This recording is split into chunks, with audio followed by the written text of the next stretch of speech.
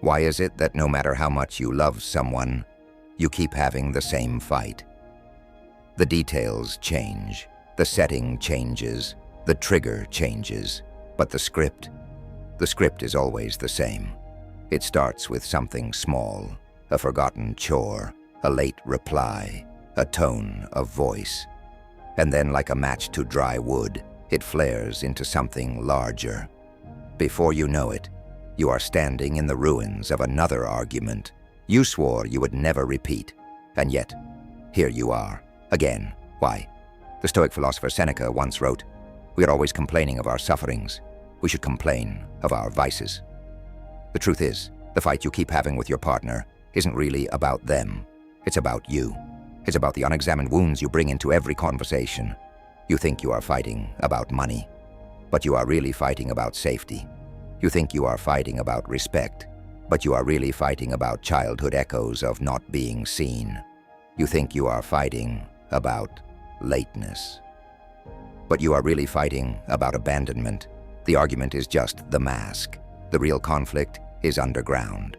Marcus Aurelius wrote in his Meditations, "If you are distressed by anything external, the pain is not due to the thing itself, but to your estimate of it, and this you have the power to revoke at any moment." Think about that. The reason you keep having the same fight is not because your partner keeps making the same mistake. It's because you keep assigning the same meaning to it. When they don't answer your text, you don't just think, "They're busy." You think, "They don't care." When they forget something important, you don't just think, "They're human." You think, "I don't matter." Every small action is interpreted through the lens of old pain, and so the fight isn't really with them, it's with your past. Nietzsche once said, "We are unknown to ourselves, we men of knowledge." This is why the cycle repeats, because until you recognize the real enemy, the patterns, the wounds, the fears, you will keep treating the wrong person as your opponent. The one in front of you is not your enemy. They are your mirror. Let me tell you a story. A woman once told her therapist she couldn't stand how her husband never listened. Every time she spoke, he interrupted or dismissed her. She felt unseen, unloved. But when the therapist asked about her childhood, she broke down. Her father, too, had never listened. Her mother often silenced her. And suddenly she realized she wasn't just fighting with her husband. She was fighting with ghosts. Every argument wasn't about now. It was about then.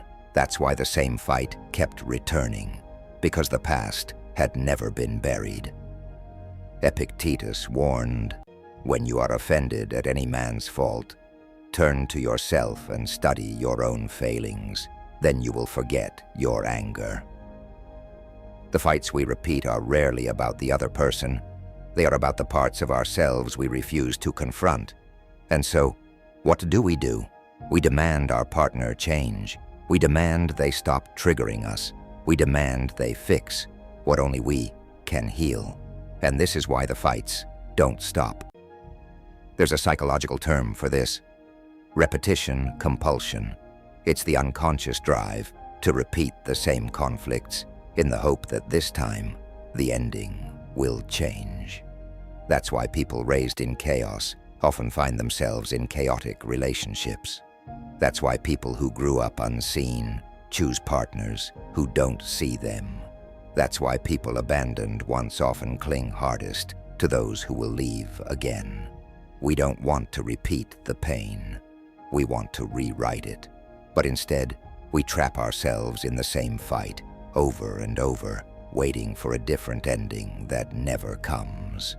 So how do you break free? First, awareness. Marcus Aurelius said, "You have to assemble your life action by action and be satisfied if each one achieves its goal as far as possible."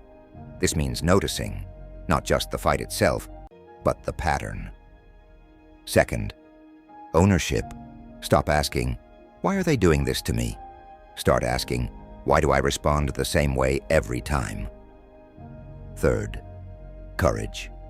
To admit that the wound is older than the relationship, that what you are fighting isn't your partner, it's the child in you who still wants to be seen, loved, chosen. Viktor Frankl, who survived the horrors of the concentration camps, said, "When we are no longer able to change a situation, we are challenged to change ourselves." This is the heart of it. You cannot stop fights by controlling another person. You can only stop them by healing the part of you that keeps bringing the same pain to the table. So next time you feel the familiar script rising in your chest, pause. Ask yourself, what am I really fighting for here? Who am I really fighting with? What story am I repeating? Because until you change that, the fight will never end. The philosopher Cicero once said, "Any man can make mistakes, but only a fool persists in his error." We are all allowed to make mistakes in love, but to repeat the same fight forever, that is the tragedy. So maybe it's time to ask yourself, not why they keep doing this, but why you keep letting the same ghosts write the same script. Because the truth is, you don't have to keep having the same fight, not if you're willing to stop battling your partner and start healing yourself.